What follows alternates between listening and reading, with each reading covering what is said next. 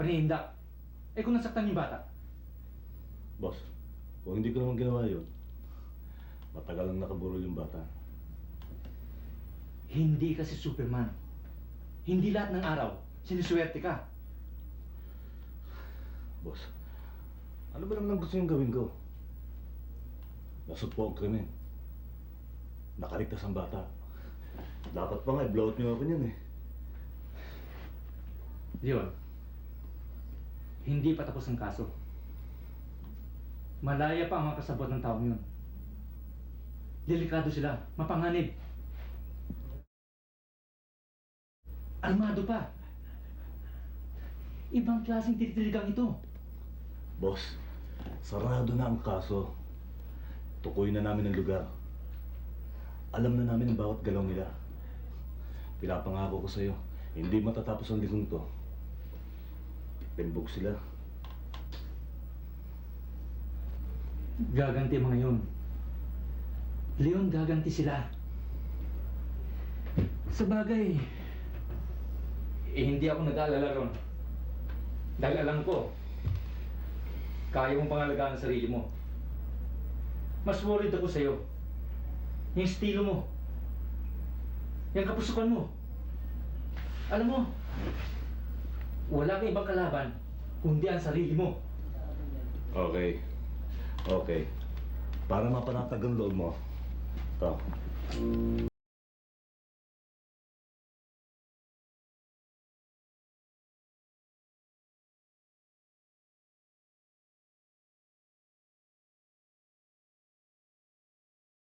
Wala ni boss, hindi pa daw siya tapos. Ewan ko. Alam ko, tapos na ako. Oh, ayan. Ano to? Pinabibigay niya sa'yo. Mga pictures yan na baka may connection dyan sa hawak mong kaso. Mga drugista rin daw gumawa niyan eh. Oh, kape ka muna. Ano to? Colored o black and white? Sandali, sandali. I'm warning you ah, kung gusto mong inumin yung coffee niyan, huwag mo munang tingnan yan. Baka mawalan ka ng gana. Bakit? Bitaw ba ang bituka? Kung bitaw ang bituka nito, panghimagas ko lang to. Kung pugot ang ulo nito, breakfast ko to. Sanay na ako sa mga ganito. Katulad nito. Tingnan mo. Tagtag ng saksak. Dalawa pa. Pugot pa ang ulo. Eh mga halimaw na ata ang gumawa nito eh. Ay nako, sabihin mo, talaga lang mga sira ang ulo ng mga gumagawa ng ganyan. Kailan ba nangyari ito? Kahapon lang sa Coastal Road. Nasa morgue na nga ang bangkay eh. Tama-tama. Sasamahan mo ako sa morgue. Pagkatapos, magde-date tayo. Iba-blowout kita ng lunch. Wow! Ako ba talagang gusto mong ilibre o ayaw mo lang ako pakainin? Sasama mo ako sa morgue, ililibre mo ako. Paano ako makakakain yan, ano? Siya nga pala. Hmm.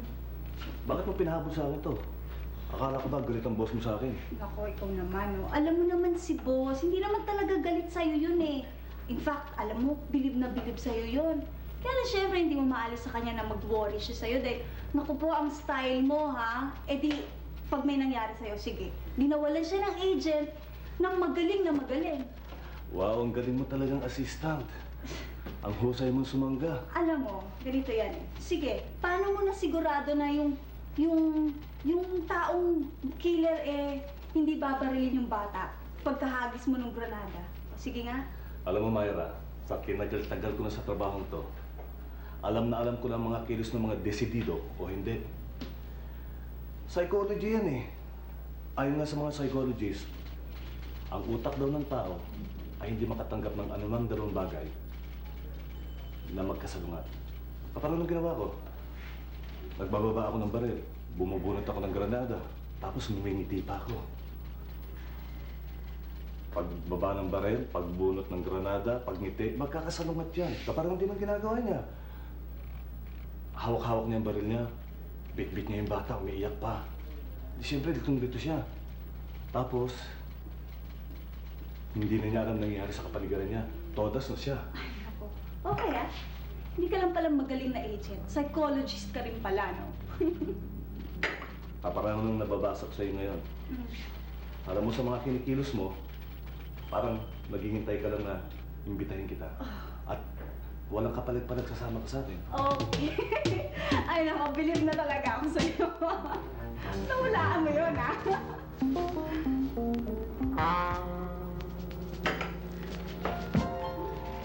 Basta ako. Walang buhay dito.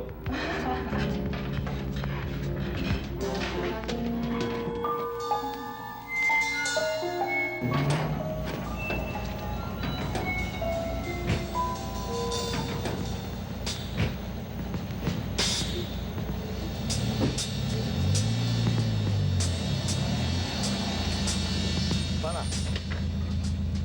Atras mo, dali!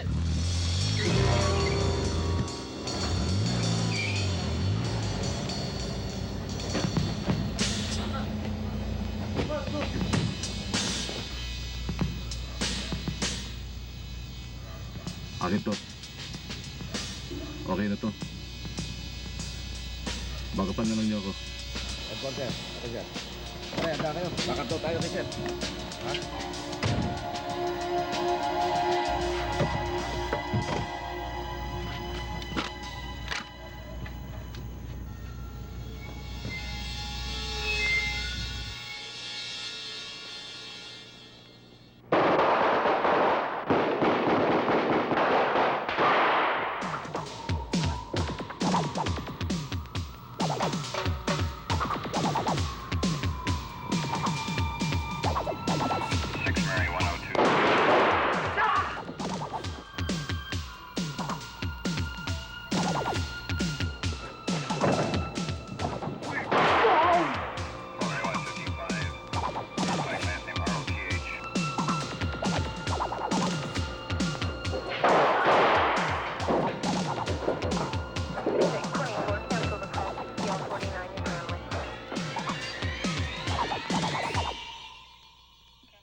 Congratulations, Leon. Ang galing mo daw, ah. Makasabitan ka na ng medalya niyan, ah. Basta ba ikaw sasabit sa akin eh. Kaya anytime. Leon, congratulations. Pero, hindi pa tapos ang kaso. Boss, yun ang pinuno at tuling miyembro ng pagkat. Kung meron pa kayo bang problemang nakikita, palagay ko, iba na yung grupong kasangkot. Hindi yung grupong pinatay ninyo ang may kinalaman doon sa mga tinagtad na bangkay sa may Coastal Road.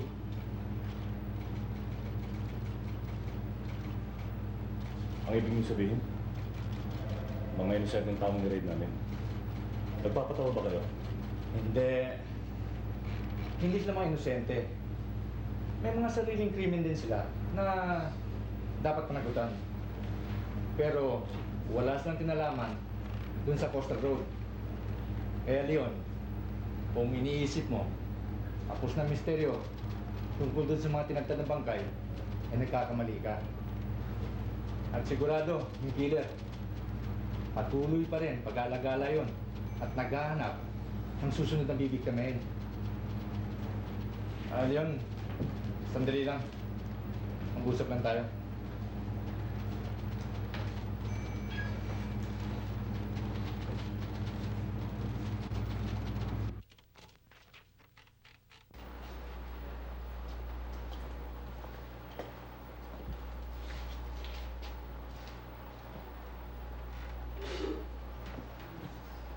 Ano ba yung Chief? Alam mo riyan, may natagpuan ulit kami dalawang bangkay. Buno rin ang saksak kahapon ng umaga. Kaya hindi ka gagawa ng grupong pinagkikinalaan mo. Dahil oras na yun, sinasalakay niyo sila, di ba? Saan naman nangyari ito? Sa may Tagaytay. At mukhang kapapatay lamang ng matagpuan ng mga bangkay.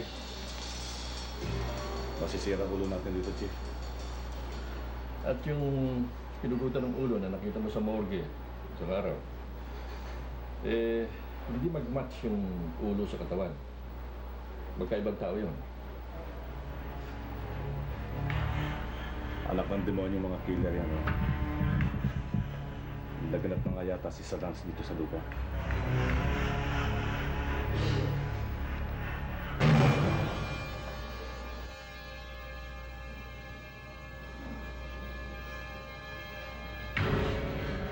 Prinsesa Rodela, ang engkantada, ang sumasanib sa aking katawan ngayon para sabihin sa inyo na hahadlangin nila ang masasamang espiritu. Hahadlangin nila si Paras sa papunta sa Amerika. Kaya ikaw, Paras, yung inaalok ko sa iyo, na magpunta ka ng Amerika bilang tagapagpitas ng mansanas. Yan ay alok ng Master Spiritual. Sa pamamagitan ni Mrs. Ramirez, na anak ng PC Alcalde. At ang 10,000 binigay mo, yan ay nakatala para sa aklat ng Master Spiritual. Alam yan ng lahat ng mga engkantado sa bundok Banahaw. At sila ang gagawa ng paraan para ahadlangin. Ahadlangin ang masasamang espiritu na nakapaligid sa'yo. Basta, sundin mo lahat ng utos ko. Sundin mo. Naiintindihan mo. Opo, Madam Rita, sundin ko po kayo.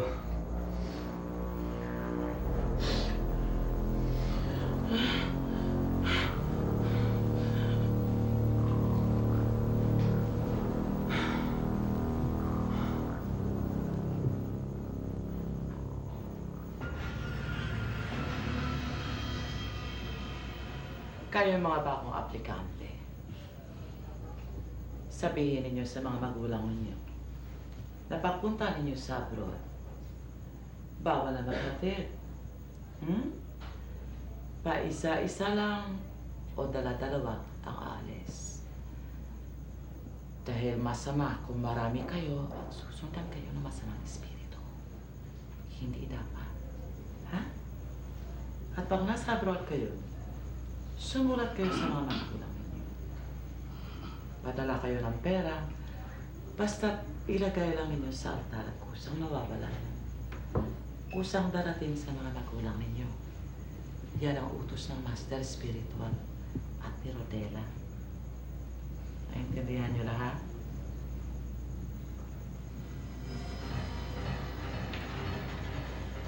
Sinasaniban siya ng maraming espiritu. Sina Master Spiritual, si Rodela, si Lacana, at si Cherry Lime. Nagsama-sama sila sa katawan ni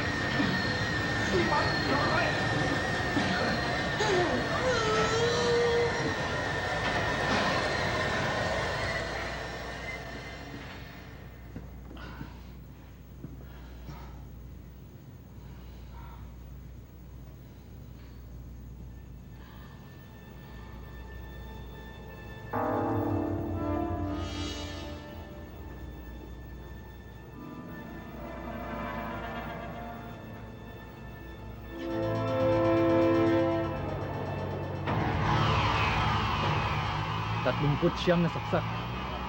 Tulad ng iba. Sigurado. Iisang may kagagawa nito. NEF 297. Ito raw ang numero ng plate number ng owner jeep na nakita pumarada dito. Ilang oras bago nakita ang bangkay. Papacheck ko sa LTO. Good. So this brings a total number of dead body to 10. Kung isasama natin yung 4 na nakuha sa Cavite. Alam mo, nakakapagtaka. Napublish na sa mga dyaryo ang itsura ng mga bangkay. Pero kahit na isang mga kamag-anak walang nagkiklaim. Alam nga namang mga ulila lahat yan.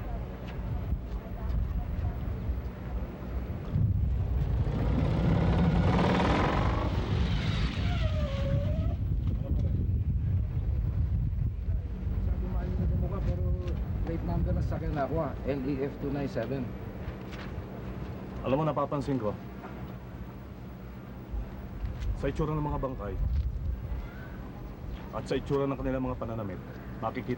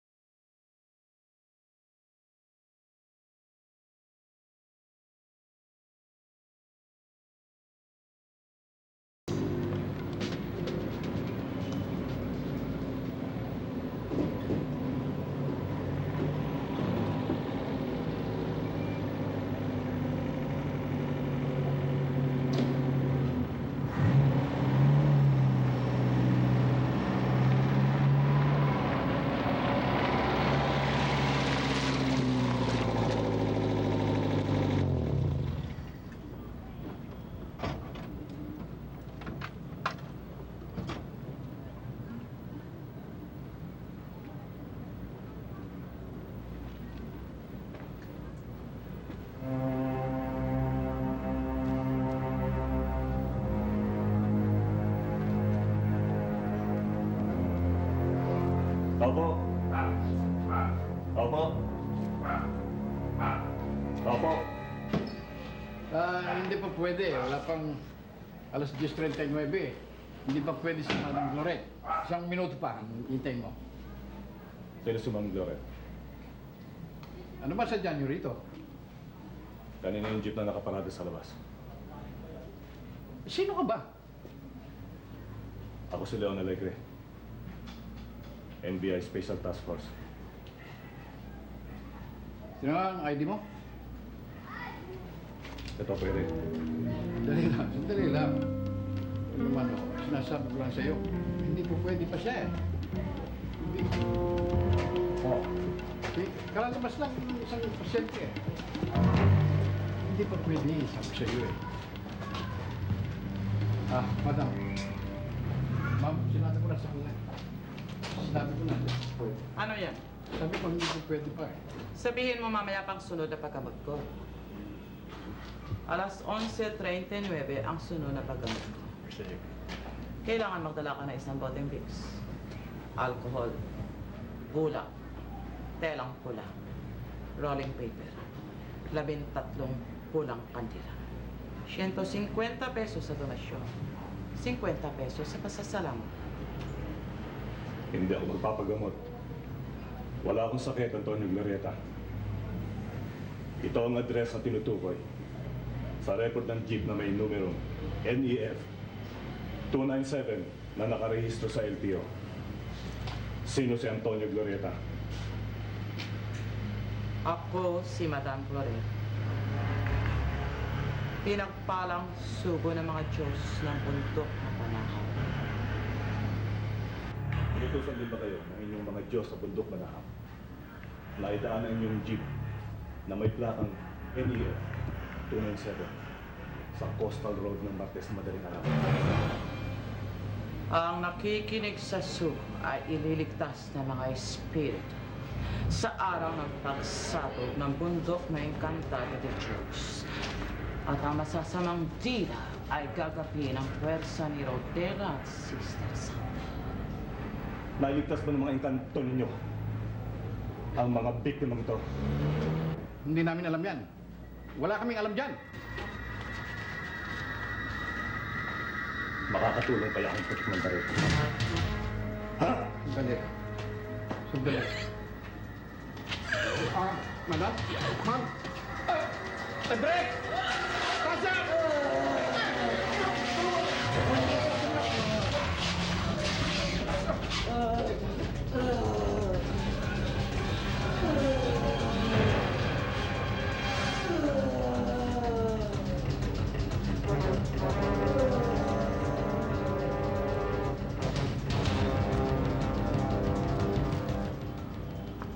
Tulungan ho niyo ako. Natatakot ho ako. Tulungan niyo ako. Naguguluhan ako. Bakit? Pakiusap lang ho.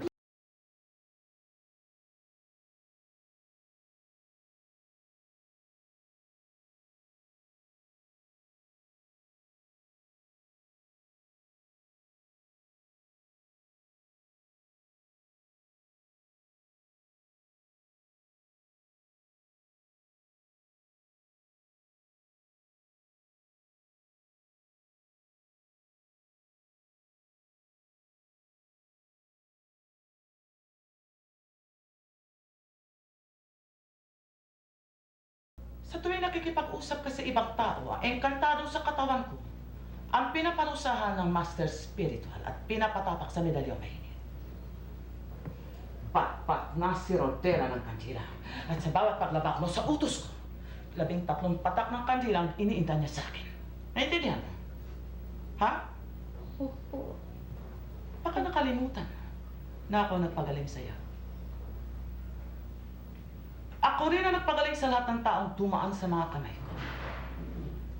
Pati na yung mga taong walang silbi na tinatanggihan sa ospital at pinapabayaan ng mga doktor. Hindi ba? Opo. Ako rin ang nagpagaling sa kapatid mo at mga kaibigan mo. Sila na mga walang trabaho. Hinanap ko ng trabaho at ngayon nasa Amerika na.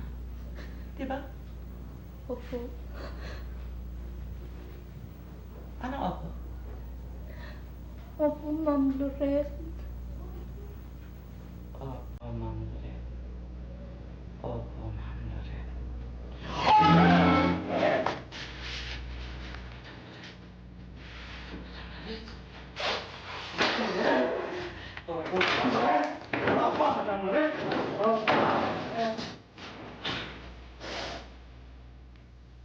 Hindi ako si Madam Loret. Ako si Rodela. Alipin ko si Loret. Kilalanin mo kung sino ako. Kilalanin mo kung sino ako. Kilalanin mo.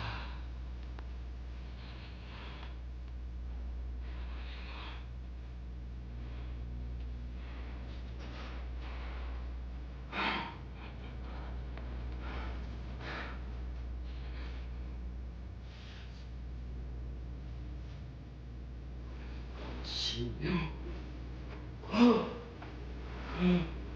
Si Rodela.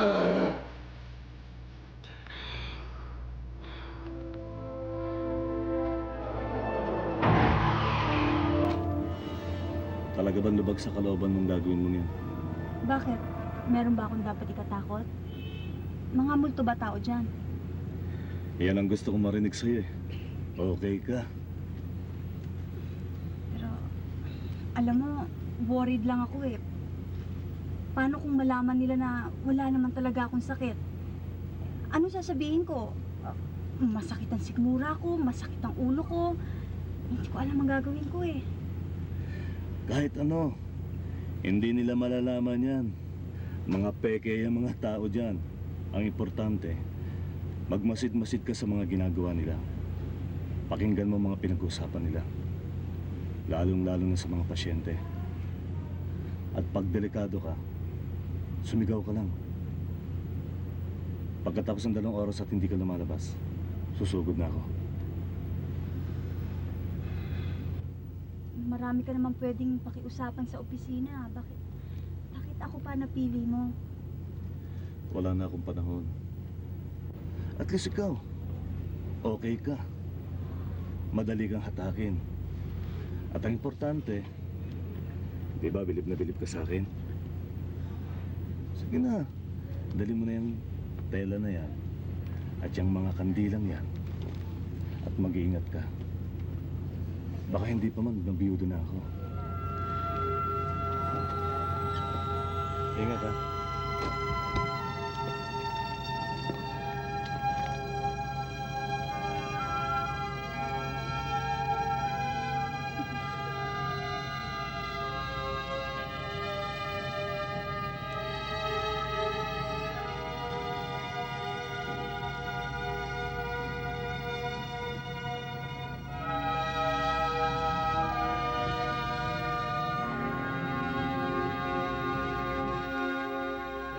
Santo Espiritu, Rex Santo Espiritu, Jamil, Jamaila, Kabu, Ya Allah, Ya Allah, Havana Nazif, Zamalat, Kaftash Ishmak, Litfan Mana Mashiatak, Kama fi kama kazalik ala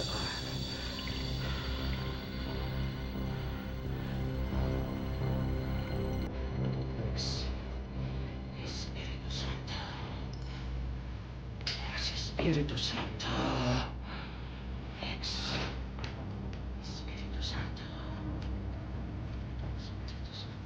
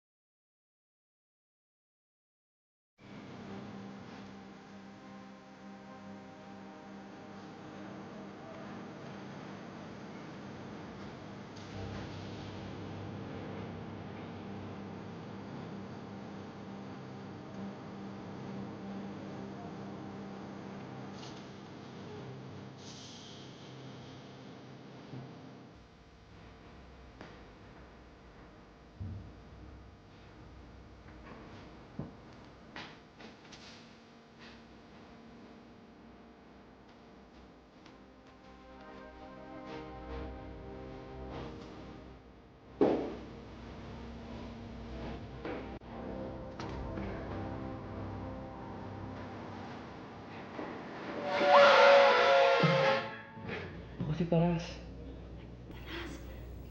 Magaling ka na ba? Nasa, ito naman sa akin kung saan yung palabas, oh. Dito, dito.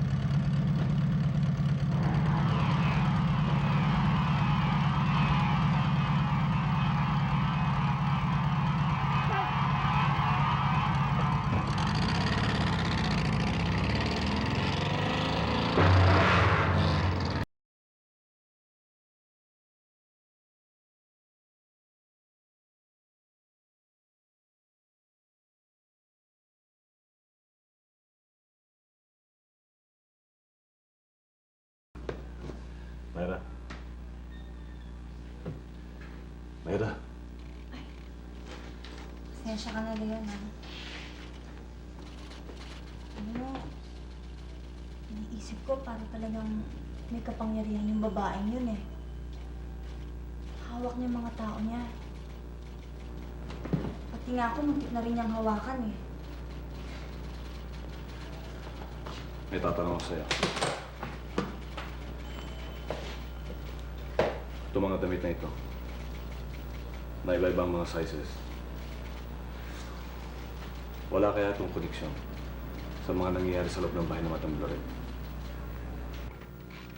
Si Paras, yung lalaking tumulong sa akin, nabanggit niya sa akin na pupunta siyang Amerika. Marami na daw silang napaalis, eh. Hindi lang pala faith healer din si Madam Loret, eh. Job recruiter pa. Yan na. Tama na kutub ko. Na yung mga pinag-recruit nila ay mga patay na. At itong mga damit na ito, na iba-ibang mga sizes, galing to sa mga biktima niya.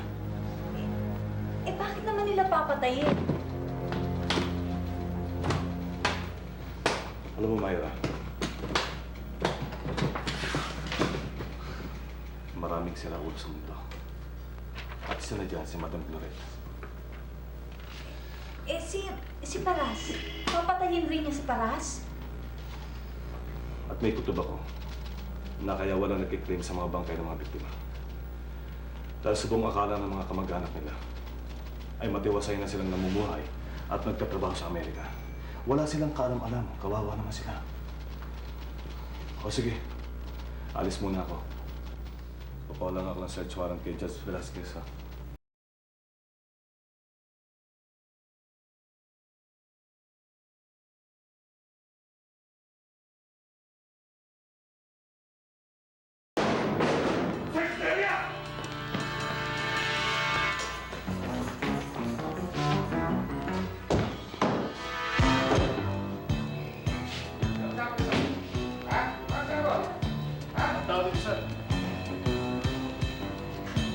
Wala,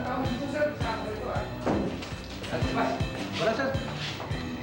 Sir, walang tao. Walang nga ako. Asan si Ma'am Gloret? Hindi ko po alam. Wala ko silang sinabi. Meron kaming hawak ng malakas na ebidensya na ang inyong Ma'am Gloret ay pumatay ng 10 katao. Hindi ko niya magagawa yun. Babait mo si Ma'am Gloret. Asan si Paras? Nasa Amerika na po. Kung nasa Amerika si Paras, yan ay nangahulugan na 11 na ang pinatay na inyong Ma'am Gloret. Nasaan na si Ma'am Gloret? Nasaan? Marami na ho siyang pinagaling. Pati ako, pinagaling niya. Dumating din ho yung sandali na natakot ako, tsaka naguluhan. Pero nung kausapin ako ni Ma'am Gloret, naliwanagan ho ako ulit. Mabait na tao si Ma'am Gloret. Pati kapatid ko, tsaka mga kaibigan ko, tinutulungan niya.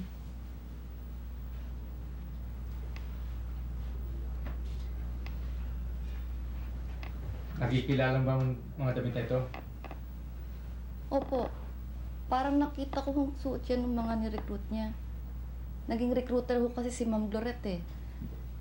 Yung mga ni-recruit ho niya, pinatitira niya sa bahay. Baka talagang pinaiwan ho yan para hindi ho sila masundan ng demonyo. Hindi ka pala talaga naniniwala na patay namin mga ari ng damit na yan. Naku, hindi ho. Baka gawa-gawa lang ho yan demonyo para siraan si Ma'am Gloret.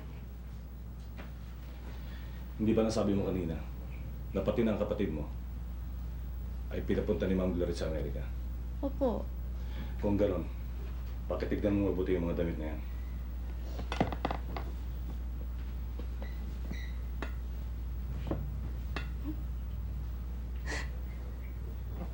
Kay boy to eh.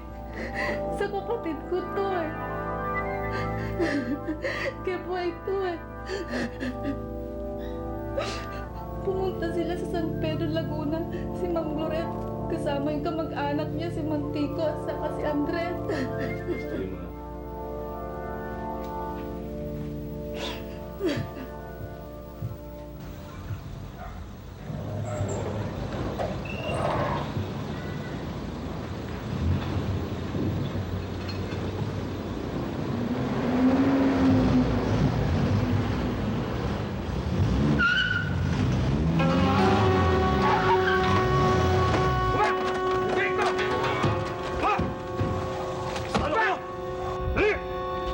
Sir, bakit? Arestado kayo!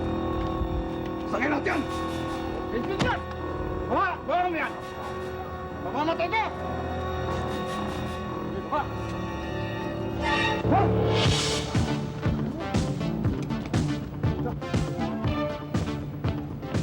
Hold!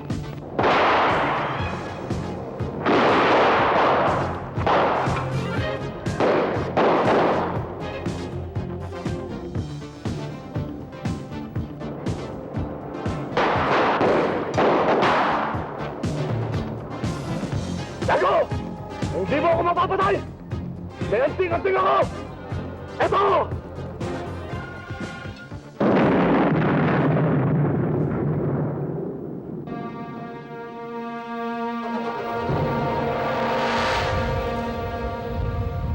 Sorry ka na lang. Papointin na ako eh. Nagbigay ho ng 10,000 piso ang bawat isa sa recruit nila para makapunta ho ng Amerika. Yun ho kasi ang pangako ni Ma'am Gloret eh. Pati nga ho yung kalabaw ng ama ko na ipagbili. Maka-abroad lang ho yung kapatid kong si Boy. Kausap daw ho kasi ni Ma'am Gloret yung anak ng vice-alkalde sa kabilang syudad na ang asawang Bombay may pataniman sa California. Noon daw ho magtatrabaho yung kapatid ko at saka yung ibang ni-recruit. Pinagbawal ho niya ang paghatid ng mga kamag-anak sa airport. Baka daw ho matuntunan ng demonyo. Isa-isa lang ho. O dalawa-dalawa lang ho ang paghatid nila sa airport. Wala naman ho nagtaka sa amin o nagtanong dahil Lubos ho ang tiwala namin sa kanila. Ako, sobra-sobra ho ang tiwala ko sa kanila. Dahil inilagaan nila ako. Pinagamot. Yun pala.